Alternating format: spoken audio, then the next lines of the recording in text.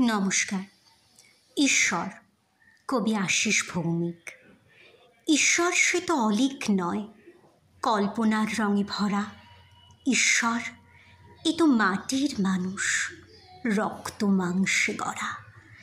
ঈশ্বর সে তো বহুরূপী না, বিভেদ তৈরি করে।